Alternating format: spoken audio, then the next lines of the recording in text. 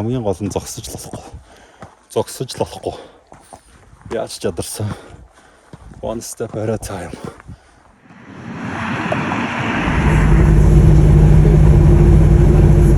Going there.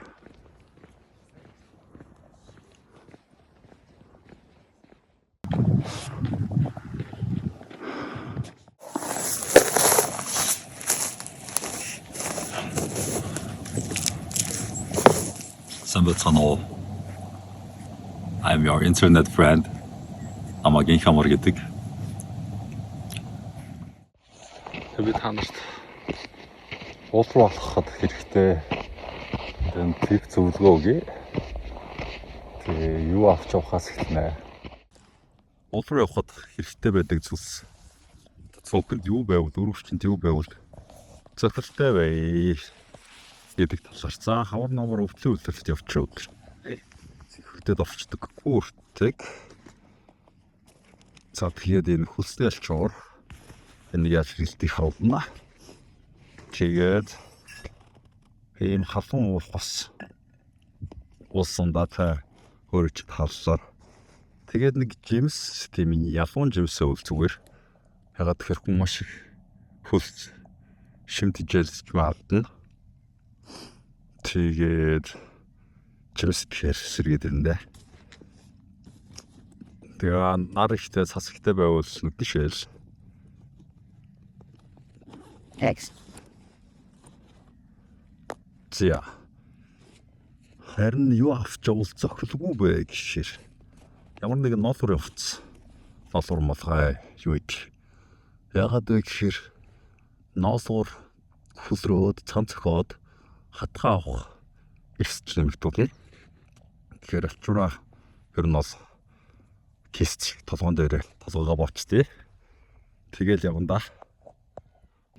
За тэгээд алчураа ингээ боочно. Хөлс гарч уусахгүй гэсэн үг.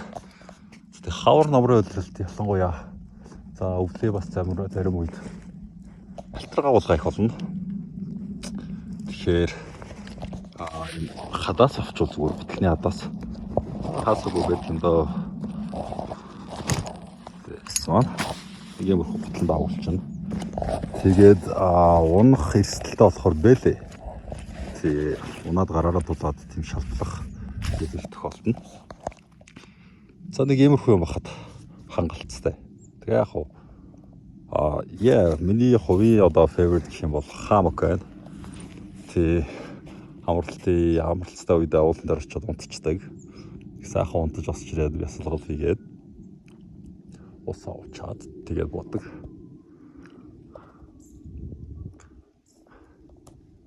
Зя халцгаана. Нэг асаас удаашч хамаагүй. Зогсохгүй байх нь хамгийн чухал. Заримдаа явж байгаа огцом хөсөр болоо заримдаа тэгшхэн болчихдээ штэ. Тиймэрхүү үед ер нь бол гүвчүүлэг бэрдээ бас. Сэскин гэн. За.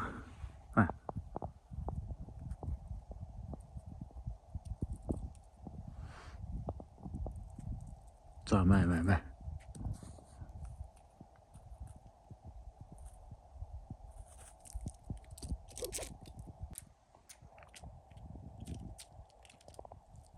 Яар урд идэл юм бэ? Дахиад уу.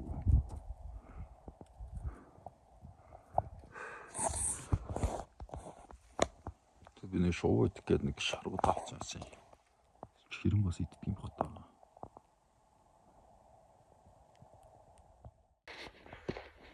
Каялах чинь. Бэлээ. Олыг готлох. Тэснэ. Ингээ үнэтэй бол онжирлаа гэхэд үнэт чинь орчин. Тэгээ өвөл бол хүлдэн. Даарна. Тэгээд орой бол нэг юм татаар уултуулдаг шилжээд юм уу. Артаа бол нарны шил. Тэгэхгүй их гэрэлтэд байнга цасараад байвал нүд чинь бас гэмт хэрсэлтэй.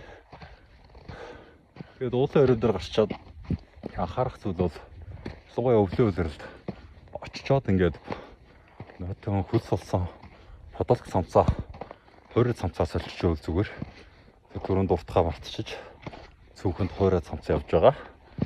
Тэгээд ингээд халууцсан байдаг болохоор хичнээн өвлийн хасах 40 градус ч даарахгүй. Яснаа тууцаа солиод тэгээд цасаа сайхан цасаар бий яваад тэгээ өмсчихнэ.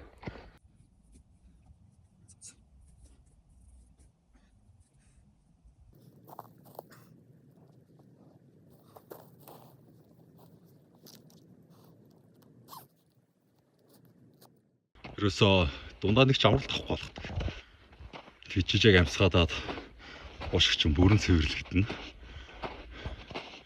Тэгээ илүү ялсан мэдрэмж авна. Ялангуяа уул руу гараад орой дээр гарахаар тийм чадсан accomplished мэдрэмж төрнө. Тэр нь гоё шүү дээ.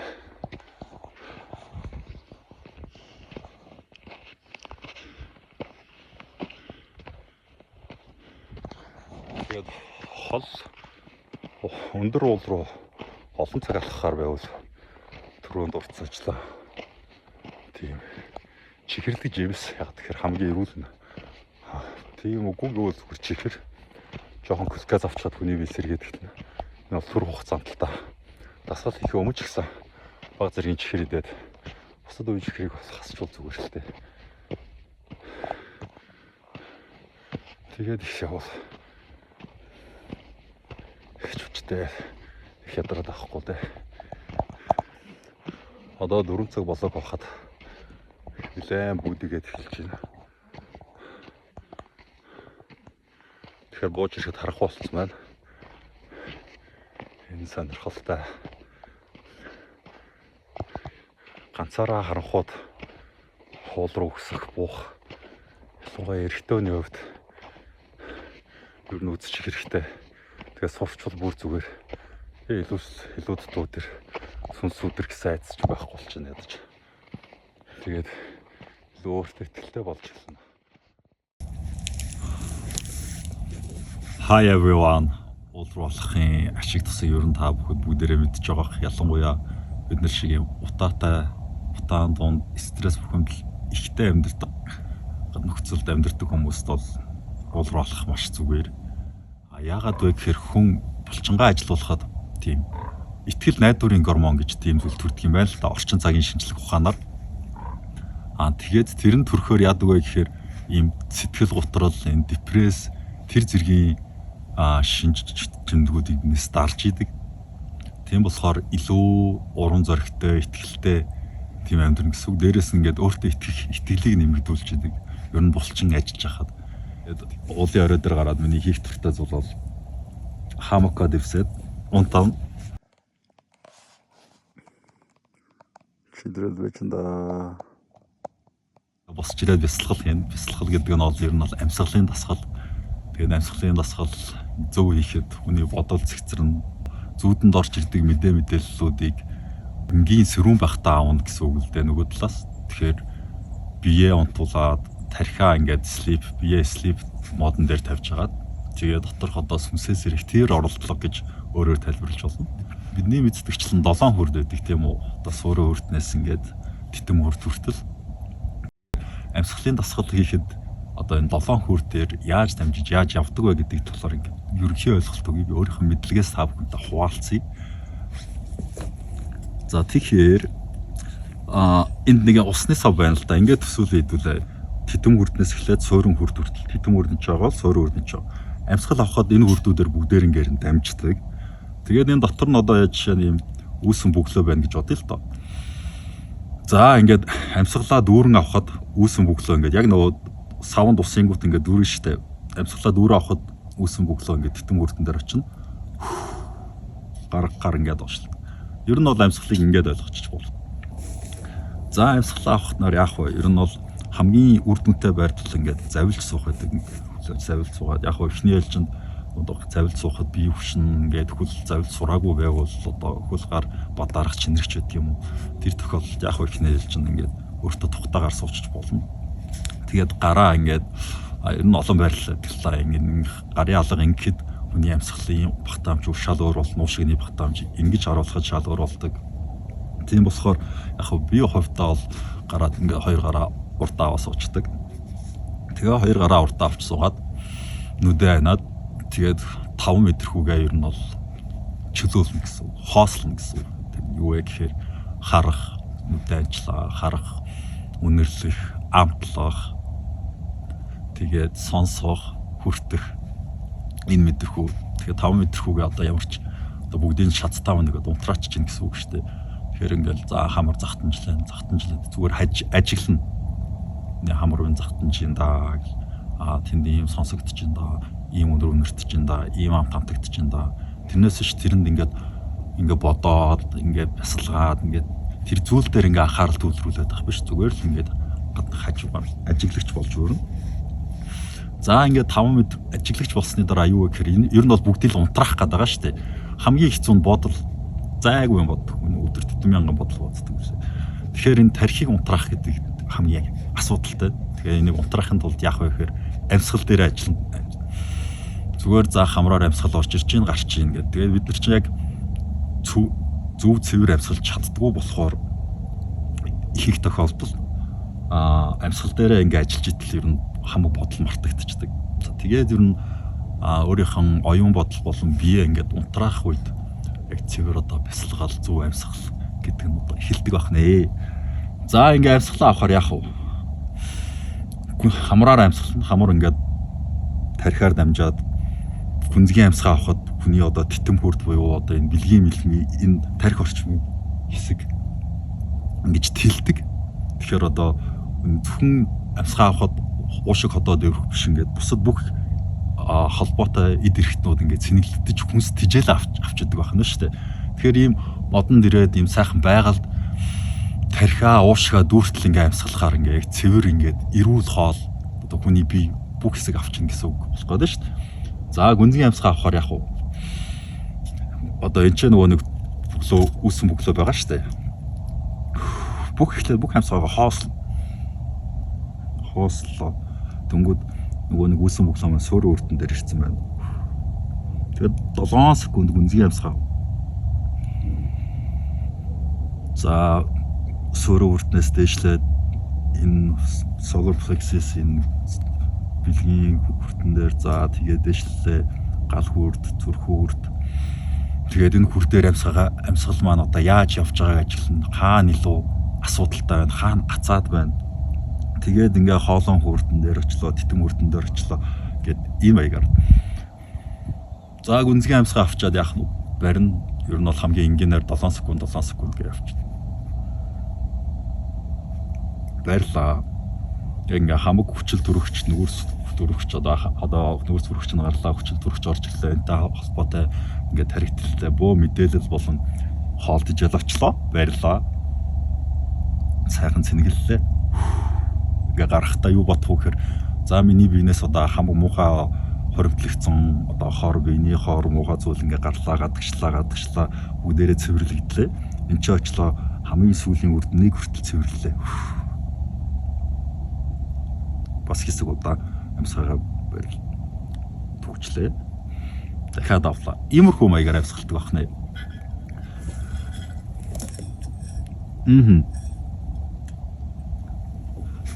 Ер нь бол тиймэрхүү. Тэгээд гол зорилго нь бол хүний мэдрэхүйтэй холбоотой зүйл болон бодол хоёрыг унтраах гэдэг байгаа шүү дээ. Тэгээд ингээ унтраагаад ирэхээр одоо зүүдэнд ирдэг одоо өөрчлөн conscious ч нь одоо сэрээд хүрээд ирнэ гэсэн үг. Тэгээд тэрийг гарч ирэхийн тулд амьсгалдаг байх нэ. Хүн төрөлхтний ихнээс дамжуулаад өөрийн таван жингээр одоо сүнсээр дамжиж ирдэг. Буюу одоо энергиээр дамжиж ирдэг. Тэр нь одоо юу вэ гэхээр хамгийн яг тэр өөрийн одоо 3 хугацаас одоо 5 цаг 30 минут хүртэл ч гэдэг юм уу. Тэр хугацаанд одоо хоёр ертөнц хамгийн их ойрцдог гэж үздэг л дээ. Тэгэхээр энэ үеийн хооронд ингээд хүн маш их сэргэн одоо сүнсэн сэрнэ гэх юм уу. Тэгээд энэ энерги сүнс сэрцэн үед учрыг олохгүй болоод хэдэн сар бодоод олохгүй байсан асуултын хариултыг зүгээр л ингээд зүүдээр ороод ирдэг юм. Тэгээд энэ зүүдийг байнга энгийн үед яаж ашиглах вэ, мэддэг болох вэ гэдэг одоо зүүдээ санах тийм олон тактикуд байдаг. Энэ эдгээр зүйлстэй холбоотойгоор амьсгалж сурах нэ. Цэвэр агаарт гардаг байх нэ, гардаг болох нэ, алхахдаг байх нэ. Багч одоо хаашаа нэг 3 км 5 км явхад л ингээд дөрөв уул алхах газар олон байгаа. Тэгээ одоо нэгэн тийм газар амьдарч байгаагаас хойш буцаарлаад гониглаад ингээд стресстэй байхгүйгээр сайхан алхаад ганцаараа ч байсан хамаагүй алхаад за тэгээд ер нь эрэхтэй хүмүүс шөнөөр бас алхаж үзээд өөртөө тэмцээд юунаас айчин яагаад айчин яа учиргүй нэг баага гараад ирчихгүй бол нэг хайгаад байх юм байхгүй л да яг үнэ эрэхтэй тий. Тэгээд харанхууд шөнөөр алхаж үзээд бууж үзээд ингээд яваад хахаар маш сайжирна мундаг болдог. Хэдийнэ гэгээ тасарсан байна. Тасарч байна. Сэрүүн салхи шингүүлээж сэлгүүцхээс өөр ажилгүй надад сэтгэл зэрэг юм гоотай хаатай юм. Хашхын тэмүүлэх ажилтай надад хорвоогийн өдрүүд юу таг ууртай.